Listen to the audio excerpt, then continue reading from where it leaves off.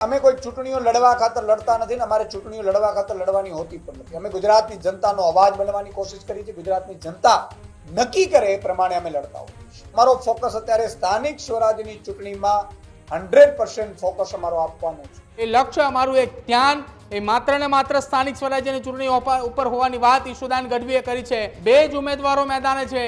એક તરફ ભારતીય જનતા પાર્ટીના એ ઉમેદવાર ગોવિંદ પરમારના સ્વર્ગસ્થ ગોવિંદ પરમારના પુત્ર હર્ષદ પરમાર છે, સાથે જ ભૃગુરાજસિંહ જે છે કે જેઓને કોંગ્રેસે ઉમેદવાર બનાવ્યા છે। બંને ઉમેદવાર એ મેદાને છે।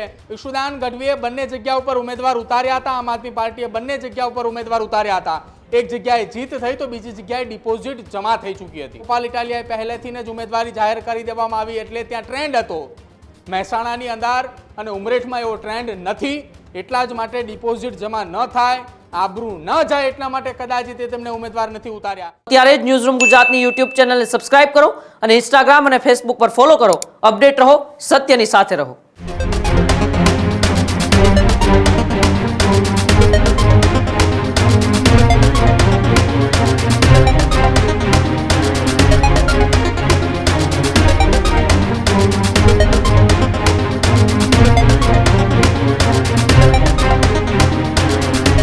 સ્થાનિક સ્વરાજની સાથે સાથે ઉમરેઠ વિધાનસભાની પેટા ચૂંટણી તેનું પણ મુંગલ ફૂંકાઈ ગયું છે। તેની વચ્ચે ગુજરાતના રાજકારણના સૌથી મોટા સમાચાર, ઉમરેઠ વિધાનસભાની પેટા ચૂંટણીને લઈ મોટા સમાચાર। ઉમરેઠમાં હવે નહીં થાય ત્રિપાખીયો જંગ। આપ ઉમરેઠની પેટા ચૂંટણીમાં નહીં ઉતારે ઉમેદવાર। આપના પ્રદેશ પ્રમુખ ઈશુદાન ગઢવીએ કરી જાહેરાત। આપની પ્રાથમિકતા સ્થાનિક સ્વરાજની ચૂંટણી, આવી વાત ઈશુદાન ગઢવીએ કરી। તો ઉમરેઠની પેટા ચૂંટણી અમે નથી લડવાના, આવું સ્પષ્ટ નિવેદન એ આમ આદમી પાર્ટીના પ્રદેશ પ્રમુખ ઈશુદાન ગઢવીએ આપ્યું કે જ્યાં એ ચર્ચાઓ ચાલી રહી હતી કે શું આમ આદમી પાર્ટી એ કોંગ્રેસ સાથે ગઠબંધન કરશે અથવા તો એકલા હાથે ઉમરેઠ વિધાનસભાની પેટા ચૂંટણી લડશે કે કેમ। અને તેની વચ્ચે મહત્વપૂર્ણ સમાચાર કે ભારતીય જનતા પાર્ટીએ ઉમેદવારી પત્રક ભરી દીધું છે। કોંગ્રેસ દ્વારા પણ ઉમેદવારી પત્રક છે તે ભરાઈ દેવામાં આવ્યું છે। ત્યારે હવે સૌ કોઈની નજર એ આમ આદમી પાર્ટી ઉપર હતી કે શું આમ આદમી પાર્ટીએ ભારતીય જનતા પાર્ટીના હર્ષદ પરમાર અને કોંગ્રેસના ભૃગુરાજસિંહ ચૌહાણની સામે જંગમાં મેદાને ઉતરશે કે કેમ। તેની વચ્ચે આ મહત્વપૂર્ણ સમાચાર સામે આવી રહ્યા છે। વધારે માહિતી માટે ન્યૂઝરૂમથી પ્રદીપ જોડાયેલા છે। પ્રદીપ, જે રીતના ત્રિપાખીયા જંગની એ ચર્ચાઓ, તેની વચ્ચે બે પાર્ટીએ ઉમેદવારના ફોર્મ છે તે ભરાવી દીધા, પણ હવે આમ આદમી પાર્ટીએ છેલ્લી ઘડીએ એ ન લડવાની જાહેરાત કરી છે। આની પાછળનો પ્લાન શું, અથવા તો સ્થાનિક સ્વરાજની ચૂંટણી અને પેટા ચૂંટણી બંનેમાંથી કોઈ એક વિકલ્પ પસંદ કર્યો આમ આદમી પાર્ટીએ? બિલકુલ કૃણાલ, અત્યારે આ સૌથી મોટા અને મહત્વપૂર્ણ સમાચાર કહી શકાય કે આમ આદમી પાર્ટીએ છેલ્લી ઘડીએ, અત્યાર સુધી એવી ચર્ચાઓ ચાલતી હતી કે માસ્ટર કાર્ડ ખેલશે, છેલ્લી ઘડીએ કોઈ એવો ઉમેદવાર પસંદ કરશે અથવા તો જયંત બોસ્કી કે જેઓએ પોતાને જાતે જ સોશિયલ મીડિયા ઉપર એવી દાવેદારી કરી હતી કે હું ઉમરેઠની ચૂંટણી લડીશ, અને છેલ્લા કેટલાક સમયથી આમ આદમી પાર્ટીમાં સંપર્કમાં હોવાની જે સૂત્રો તરફથી માહિતી મળી રહી હતી એવી ચર્ચાઓ હતી કે આમ આદમી પાર્ટીએ તેને આગળ કરશે। પરંતુ હવે આમ આદમી પાર્ટીના પ્રદેશ પ્રમુખ ઈશુદાન ગઢવીએ મહત્વપૂર્ણ જાહેરાત અને એ વાત એ ચોખ્ખી ક્લિયર કરી બતાવી છે કે તેઓ હવે ઉમરેઠની પેટા ચૂંટણીમાં પોતાના ઉમેદવાર મેદાને નહીં ઉતારે, અને સાથે જ તેઓ એમ પણ કહ્યું છે કે અમારું એ લક્ષ્ય, અમારું એક ધ્યાન એ માત્ર ને માત્ર સ્થાનિક સ્વરાજ્યની ચૂંટણી ઉપર હોવાની વાત ઈશુદાન ગઢવીએ કરી છે। એટલે હવે એ વાત ઉપર મોહર લાગી ચૂકી છે। જે અત્યાર સુધી ચર્ચાઓ હતી કે ઉમરેઠની અંદર પણ એ કડી અને વિસાવદરની જેમ ત્રિપાખીયો જંગ ખેલાશે, પરંતુ હવે ઉમરેઠમાં ત્રિપાખીયો જંગ નહીં, માત્ર ને માત્ર બે જ ઉમેદવારો મેદાને છે। એક તરફ ભારતીય જનતા પાર્ટીના એ ઉમેદવાર ગોવિંદ પરમારના સ્વર્ગસ્થ ગોવિંદ પરમારના પુત્ર હર્ષદ પરમાર છે, સાથે જ ભૃગુરાજસિંહ જે છે કે જેઓને કોંગ્રેસે ઉમેદવાર બનાવ્યા છે। બંને ઉમેદવાર એ મેદાને છે અને હવે આમ આદમી પાર્ટી ઉમેદવાર નહીં ઉતારે એવી જાહેરાત ઈશુદાન ગઢવીએ કરી છે। પહેલા એ દર્શકોને સંભળાવી ઈશુદાન ગઢવીએ ઉમેદવાર ન ઉતારવાની જાહેરાત કરતા એ શું નિવેદન આપ્યું છે।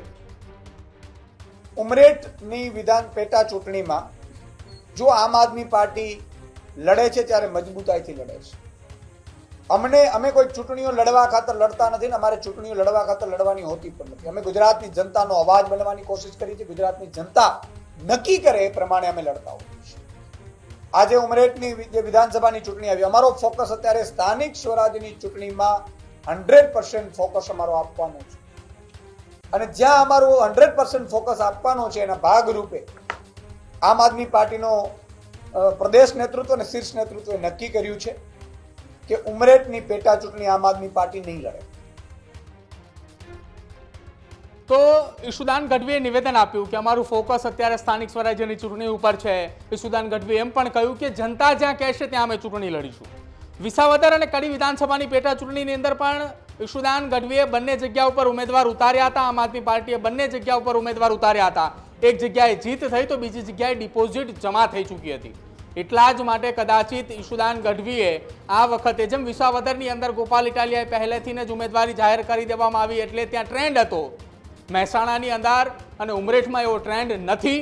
એટલા જ માટે ડિપોઝિટ જમા ન થાય, આબરૂ ન જાય એટલા માટે કદાચિત તેમને ઉમેદવાર નથી ઉતાર્યા. એક તરફ એ ગુજરાતની અંદર વર્ષ 2027ની અંદર સરકાર બનાવવાના દાવા કરી રહ્યા છે.